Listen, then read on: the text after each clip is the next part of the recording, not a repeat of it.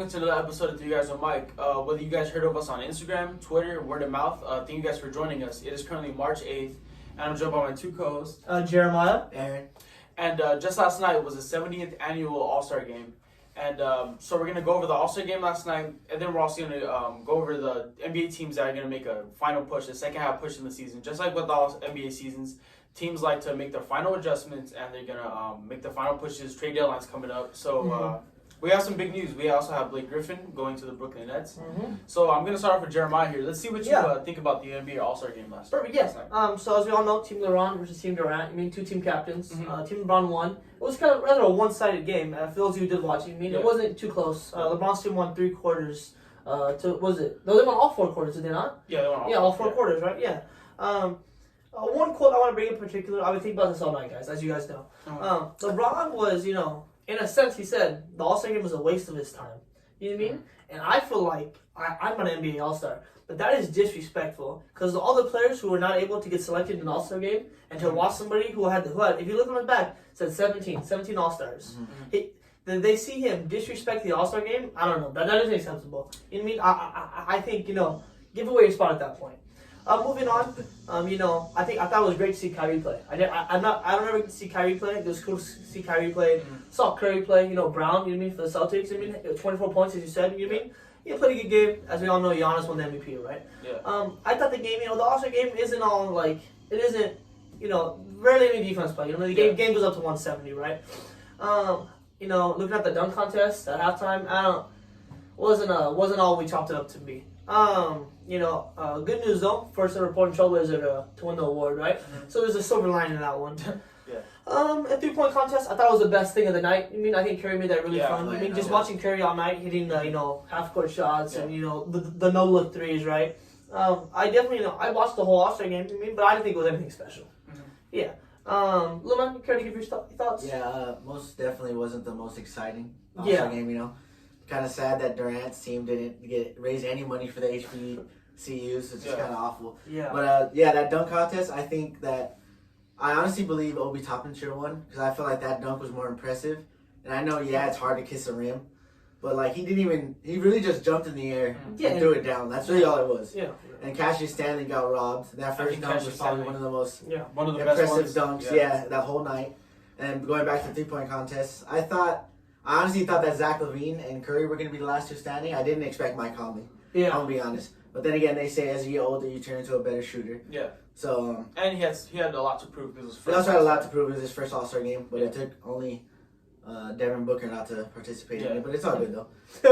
In the All-Star game, it was fun to see that. I can only imagine Curry and LeBron on the same team. Oh my gosh! I don't think anybody is stopping that duo. So I think for Curry's legacy, he won't do it. For sure. For both their legacies, if that ever happens, LeBron sells the ship a few times. What you said, Obi Toppin, he did have I think the more impressive dunks, but he's 6'10". So I feel like that played into a lot of his score because he was really taller. Yeah. So I don't remember the last time a big guy besides Dwight Howard, which is 13 years ago, winning the dunk contest. Yeah. And like how they were saying, this year's All-Star game wasn't really that competitive. Yeah. And I feel like we kind of got spoiled with last year's All-Star game, which is probably the best one. Yeah. It was super intense at the end. That's why I wanted Team Durant to pull at least within 10 points. Within the 4th quarter, so it could be competitive. But I honestly thought Team LeBron was going to take a step back and actually let them win. Yeah, let them come back. To actually let them raise money. There was a possession in the 4th quarter where the Team Durant had the ball, right, and they were going for a 3. They gave up 2s, and Chris Paul got a steal, and it turned it into a 3. You know what I mean? And after that, I was like, let me go to bed. That last quarter or 4th quarter, because there's a certain point to where you reach a certain it's 170. It felt like that went by so fast. I think they only hit 2. I want to say 2 field goals that were 2-pointers, and the rest of threes. It just went by so fast. And then Dame hit a half-court shot. They're just messing around out there. It's just. Yeah. It's sad for Team Durant, to be honest. Moving on. Wait, actually, I want to touch something that's this is a little bit biased here. But something, my 2 young stars, Jason Tatum, who just turned 23 in his All-Star game, and Jaylen Brown in his first All-Star game as well. And just seeing them, guard each other, I thought that was really cool. Even though I wanted to see it happen a little bit more, but I thought it was really cool. Jaylen Brown, I think, really showed his skill set. And again, how LeBron said before he picked him, what do you say, underappreciated Brown or something? Under whatever? Yeah, something like that. So yeah, I just thought he had a gimmick for all of them. Yeah. I just thought it was really cool to see them too. And yeah, so that's all. Yeah, okay. Moving on, like you mentioned previously, Blake Griffin, signed with the Brooklyn Nets, right? Loman, what do you feel about this one, Loman? I honestly, this Nets team, huh? I have right here on my notes. I just don't see how he's gonna fit in with this offense. I don't see it. Shit. I know I just got a report saying that he's gonna come off the bench, but he's averaging more 3-point attempts than 2-point attempts. Yeah. And we all know he was known for high fly dunking, post scoring, little jump shot, mid range. Yeah. But now it just seems like he stands at the 3-point line waiting to get open. And I don't know if it was because of the situation he was in Detroit. Maybe he didn't like the team. The system just wasn't right for him. But maybe coming off the bench might be the best thing. Because at first when I looked at this, I was like, there's no way he starts and they see improvement on this team. Because you already have KD, Harden, and Kyrie, who are already ball dominant. Yeah. So when you have him coming off the bench, I think that's a spark. Especially if he comes off with Joe Harris. And it's a good change of pace too. Yeah, of course. One thing I'll say, I think you had a good point there. However, when Kyrie and Harden are on the same team, right, the big question is who's going to be the ball handler, right? How's this going to work? However, they made it work. Kyrie and Harden have this understanding of their positions, right? I feel the same is going to be for Blake Griffin. Like, he's going to understand, coming off the bench, something he hasn't done, in his career. You mean, I think he comes off the bench with the Pistons. Yeah, I'm saying, like, he's always been like a starter, always been the guy, right? You know what I mean? Like, here, he's understand he's playing with 3 superstars, right? You mean, like, not mediocre guys, these are superstars. So I feel like, this actually gives them a time to rest and not have to worry about that play on the bench. Yeah. And I hope his knees come back. I hope he can actually dunk the ball again. Yeah. And a knock on this. Sorry, a knock on this signing too is there's no defensive improvement. Yeah. He can't guard anybody in the paint. He was never like a defensive guy. Yeah. I mean, he was a high flyer. He can block some shots, but he doesn't have the paint defense. Especially not now. Yeah. Exactly. Yeah. I just don't see that. He is getting older. Yeah. Looking at his stats, he's averaging 12, 5, and 4 this year. And I saw the Celtics play the Pistons 3 times this year, and each time it looked like a completely different Blake Griffin. As you saw the stat saying he had 0 dunks this year, like every year just went down. Dwindle. Yeah. So honestly, I feel like coming off the bench, as Maya said, is gonna help him out. But as Littleman said, it's not gonna help him out on defense at all. Yeah, I really don't see the point of the signing, but I like Maya said, I think that the Nets can make it work, and I don't honestly trust the Nets to make this work because they made Kyrie and Harden work. So, but yeah, I don't really see them as like that top threat because it was crazy how people went from slandering Blake Griffin just a week ago, and now he signs with the Nets, and they're like, oh, watch out, it's like he's they're scary in the East. It's like I don't know. And then also like I don't know, I feel like Blake Griffin, like I said, has to sit down and understand where he's at. He has to understand where he's at in his career. Yeah, I was gonna say he's at the point of his career where he needs a ring. So. Yeah, exactly. I mean, like it's he's gonna retire sooner than later. I have that right here too. I feel like that signing was more of like a ring chasing sign. Yeah, sure. I agree. Yeah. An interesting quote here. No, not even a quote. It's just all over the media, right? All of our Twitter feeds, Instagram, right? With the sign of Blake Griffin, everyone's saying, even on Twitter, hey Twitter, all this to beat LeBron, right? That's all I see. But all this, I see people retweeting it, like, yeah. All this to beat LeBron. If I'm not mistaken, are the Lakers the best team in the West, man? Are they even the best team in the West? Like I don't know what the Bron Sexuals are doing, but think they genuinely believe that the Lakers are this powerhouse, this super team. Like you mean like when the Jazz are number 1, the Suns are number 2, and the Lakers are 3, and the Clippers are 4th, 4. You mean a game difference means the Lakers could be in 4th place in the West. You mean I don't get what this atmosphere, this thought that the Lakers are just a team to beat because they have been beaten. They are being beaten currently. You know what I mean? Yeah. That's why, Luman, you can't talk about this one. You are wearing a Lakers shirt. You know what I mean? Yeah, you are wearing a Lakers shirt. You did put this Lakers. I did put that. I did talk about it. But I'll hear Willie go first. Yeah. To be honest, I think a small percentage of that is people trolling.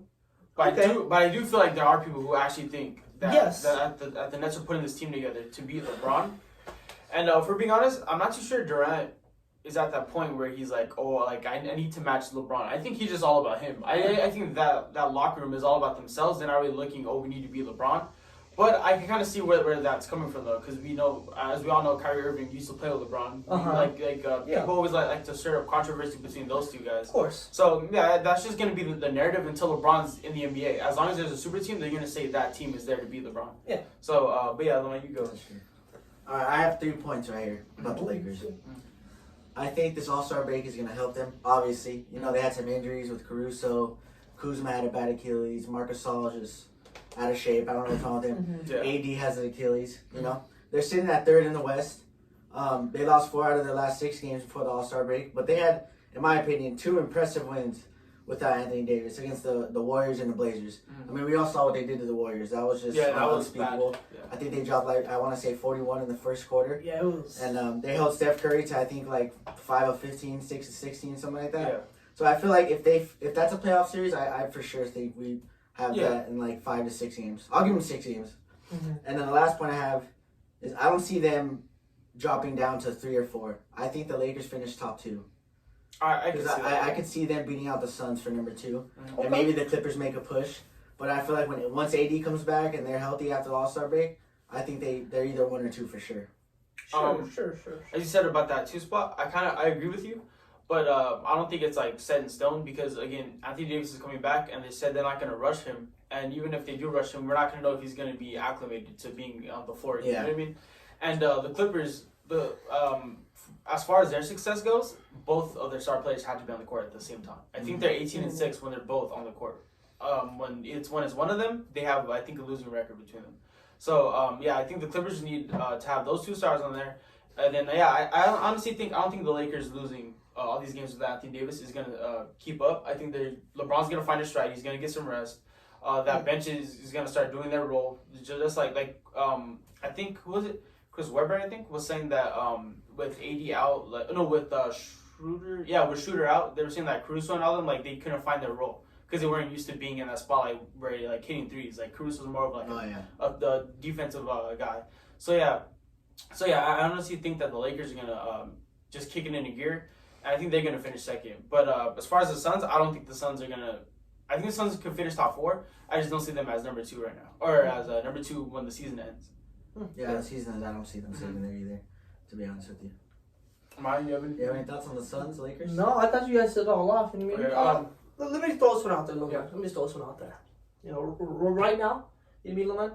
Do you believe the Jazz are contenders to win everything? The Jazz? You think they're contenders? Right? I think they are a scary team, obviously. No, I didn't ask you they're scary. I mean, are they contenders, Loman? Well, yeah, that's what makes them scary because they're actually contenders. They're better. This team every year gets better and better since Donovan Mitchell has joined us, has been drafted. We saw him go at Harden his first year as a rookie. I think he averaged 23 points per game in that series. Yeah. But that's when he had no help. And now he has Bogey, he has Gobert, he has 6th man of the year in my opinion, Jordan Clarkson. Of course. He has Mike Conley, first time All-Star. And I think they're playing. They remind me of the old Jazz with Darren Williams, how they played as a group. And they didn't care who was on their team. Yeah. They're just gonna stick it through. Good locker room, and I think they're contenders. Yeah, I could see them and the Lakers in the conference finals. I couldn't agree more with you, man. That's 100% what I believe. And one thing I'll say, for those of you who watched the All-Star game, it was nice to see. Well, it wasn't nice to see. It was funny to see Donovan Mitchell get guarded by Rudy Gobert, and Donovan Mitchell busted his ass. I mean, it was just like a 7-footer on Donovan Mitchell. Yeah. And he hit a fadeaway three on him. You know what I mean? Yeah, we all saw what Curry did to him in the playoffs. Made him turn around, made him do some ballerina dancing. Yeah, that was pretty bad. Well, anything else before we conclude? Anything you want to hit at?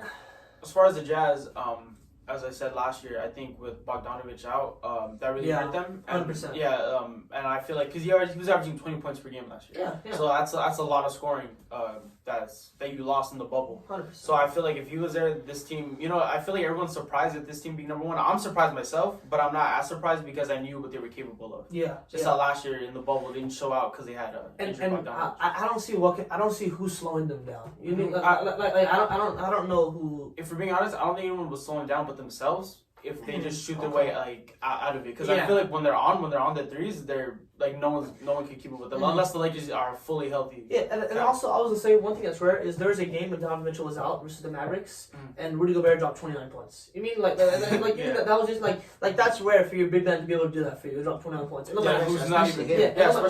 you mentioned, Jordan Clarkson. You mean 6th man of the putting that out there, 6th man of the year, right? Yeah. I mean, I feel this team, it's very rare for them. that they're not as dependent as Donovan Mitchell as we think. You mean like they could go to other options. They could go to their sixth option. You know what I mean? Like I feel like that's really rare, and that's why like in my eyes they're contenders. I feel like a lot of casuals don't know that. It's not all on Donovan Mitchell for the scoring.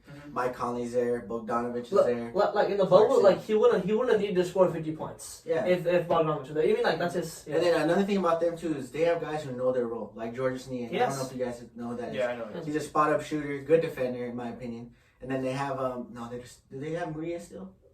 I don't know. I can't remember who they have. I honestly can't remember. I don't know. Okay, as long as their bench is good though, they're number one for a reason. Yeah. So like, it doesn't matter who they have. They're just all good teamwork guys, locker room guys, and them and the Lakers in the conference finals. Yeah, that's the only way I see it, to be honest. Is there any teams in the East that you guys see making a push? I did have this in my notes. Oh, fuck. You wrote on the back. You didn't write on paper. Yeah.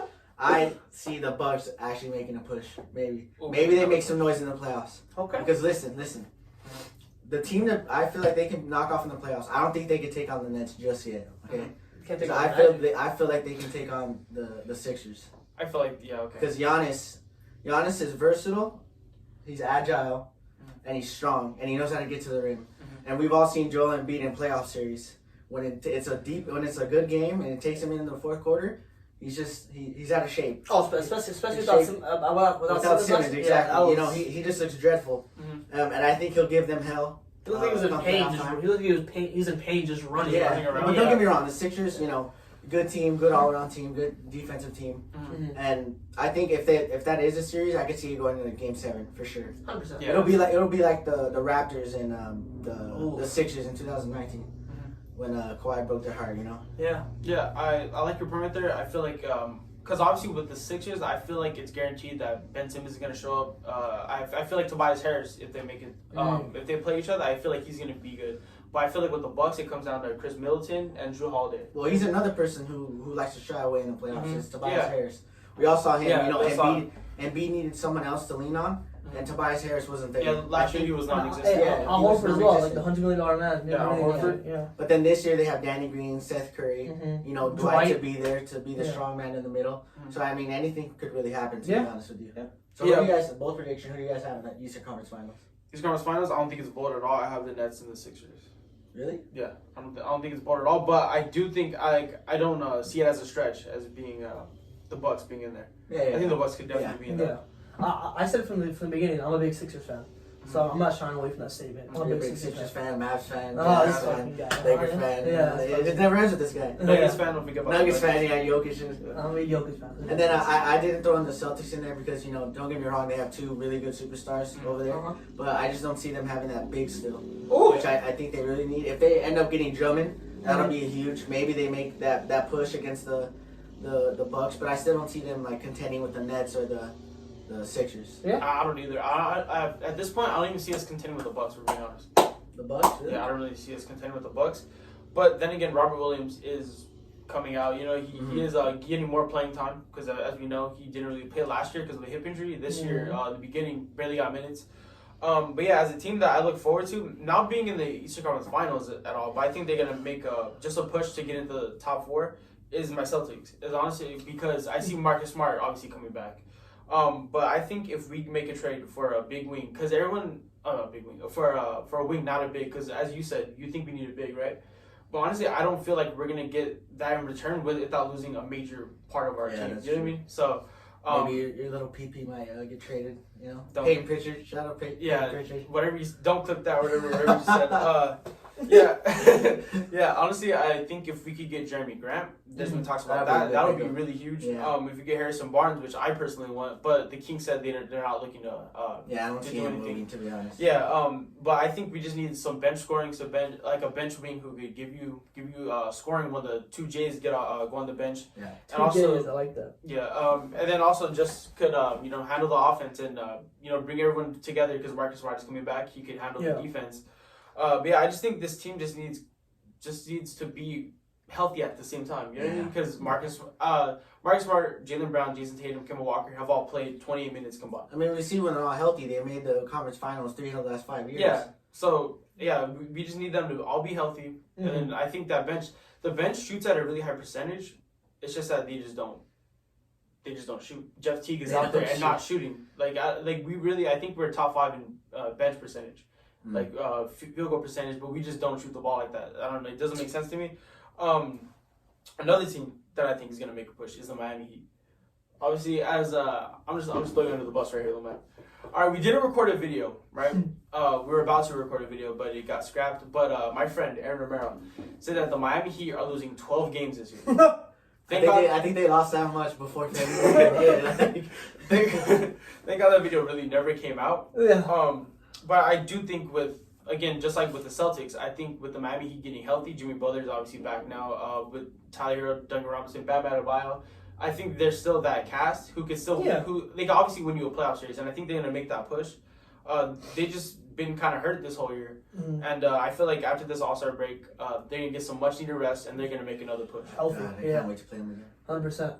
But I think the team that no one's talking about is the New York Knicks. Shout out to the Knicks. You know, been bashed for like 8 years. Yeah, coming on now ever since Melo left, and they're playing inspired basketball. You know, Julius Randle. I still don't know why we got rid of him.